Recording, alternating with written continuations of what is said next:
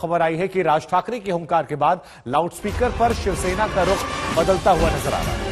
शिवसेना नेता किशोरी पेडनेकर ने कहा कि महाराष्ट्र में मंदिरों मस्जिदों से लाउडस्पीकर हटेंगे। राज ठाकरे के भाषण पर उन्होंने कहा कि राज ठाकरे ने आपत्तिजनक भाषण दिया है तो कार्रवाई होगी। राज ठाकरे ने 4 मई को अल्टीमेटम दिया है, अगर 4 मई तक मस्जिदों से लाउडस्पीकर नहीं हटा तो फिर हनुमान चालीसा पाठ की चेतावनी दी गई है।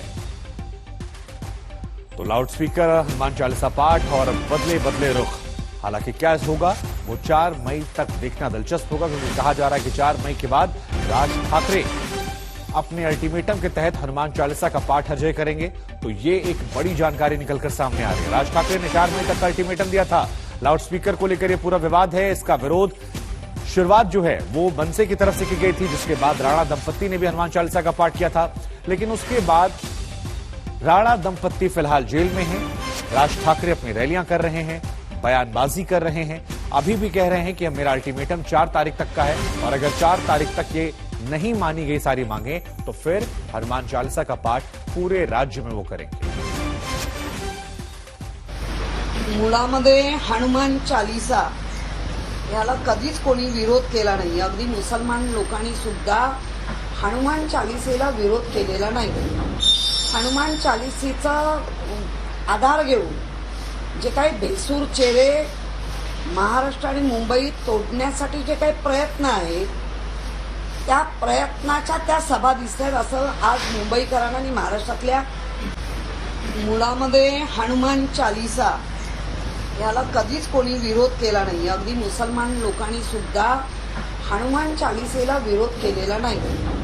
हनुमान चालीसेचा आधार घेऊन जे काही बेसूर चेहरे महाराष्ट्र आणि मुंबई तोडण्यासाठी जे काही प्रयत्न आहेत त्या प्रयत्नाच्या त्या सभा दिसतात असं आज मुंबईकरांना आणि महाराष्ट्रातल्या जनतेला कळतंय। मुळामध्ये महाराष्ट्र आणि मुंबई नवे अगदी देश याच्याकडे अनेक प्रश्नांची उकल होणं गरजेची आहे। ज्या महाराष्ट्र सरकारला सतत दूषणं दिली जात आहेत त्या ह्याच्यामध्ये असं लक्षात आलं की मागच्या वेळेला भावावर बोलल्यामुळे बॅकफुटवर जावं लागतं की काय, मग भावावर नाही तर आता पवारांवर। आणि इकडे फडणवीसांनी घेतलं राज्य सरकार आणि उद्धवजी ठरवून गेम करतायत। अर्थात तुम्ही कितीही गेम करा, कितीही तुम्ही शिवसेनेला अडचणीत आणण्याचा प्रयत्न करा, पण आज पहिल्यांदा या महाराष्ट्रामध्ये अनेक चांगले मुख्यमंत्री सुद्धा होऊन गेले। अनेकांनी आपली चांगली चांगली कामगिरी करून दाखवली, पण त्याचबरोबर बाळासाहेबांचे सुपुत्र उद्धवजी बाळासाहेब ठाकरे यांनी ज्या पद्धतीने संपूर्ण देशात नव्हे जगात या महाराष्ट्राचं कौतुक अगदी सुप्रीम कोर्टापासून ते अगदी सिटी सिव्हिल कोर्टपर्यंत, म्हणजे कोर्टाला मानता ना तर कोर्टपर्यंत सगळ्यांनी या मुंबईचं आणि महाराष्ट्राच्या कामाचं कौतुक केलं। मुख्यमंत्री या संपूर्ण याच्यामध्ये अव्वल नंबरमध्ये येतात। असं बघायला तर मुख्यमंत्र्यांवर पहिली टीका काय झाली।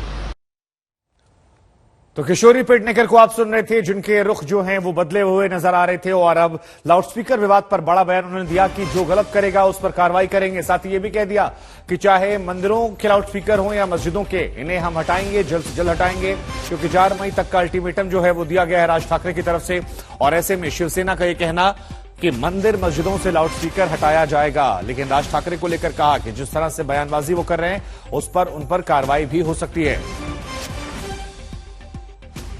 और इसी खबर पर हमारे सहयोगी पारस दामा इस वक्त हमारे साथ जुड़ रहे हैं। पारस, जरा बताइए कि जो ये बड़ा बयान आया है और ये बदले बदले रुख नजर आ रहे हैं, जहां पर कहा जा रहा है कि देखिए लाउडस्पीकर हटाए जाएंगे, 4 मई की तारीख हम सबके जहन में है, क्या ये उसके कॉन्टेक्स्ट में है या वाकई में शिवसेना आप चाहती है कि नहीं इस विवाद को ज्यादा तूल न दिया जाए और लाउडस्पीकरों को हटा दिया जाए, चाहे वो मंदिर से हो या मस्जिद से हो? शुभंकर, जो मामला है वो बढ़ गया है पहले से। जिस तरीके से पिछले कुछ दिनों से मुंबई का माहौल है वो बेहद ही जो है वो चिंताजनक माहौल है। पॉलिटिकल पार्टियों की बात करें या बाकी किसी माहौल की बात करें, हर जगह जो है वो टेंशन बनी हुई है। कल जिस तरीके से राज ठाकरे ने अपनी सभा को संबोधित करते हुए राज ठाकरे ने उद्धव ठाकरे सरकार को यह अल्टीमेटम दिया कि अगर 4 तारीख तक आप नहीं हटाते हैं तो वो अपनी तरीके से इसका विरोध करेंगे और अपनी तरीके से जो है रिप्लाई करेंगे, जो हर पिछले कुछ दिनों से जो है वो राज ठाकरे लगातार ये कह रहे हैं। मगर अब आज सुबह ही जो है मुंबई की एक्स मेयर किशोरी पेडनेकर जब मीडिया कर्मियों से बात कर रही थी, उस समय उन्होंने ये कहा है कि वो चाहते हैं कि हटा देने चाहिए। ये बात गलत है। लाउड स्पीकर जो है वो कहीं भी कोई भी धार्मिक स्थल हो वहां पे नहीं होने चाहिए। मगर सबसे बड़ी बात उन्होंने ये की कि अगर लगाने भी हैं आपको लाउड स्पीकर तो उसके लिए आपको परमिशन लेनी चाहिए। जो अवैध लाउड स्पीकर हैं उनको हटाया जाना चाहिए, उससे लोगों को दिक्कत होती है।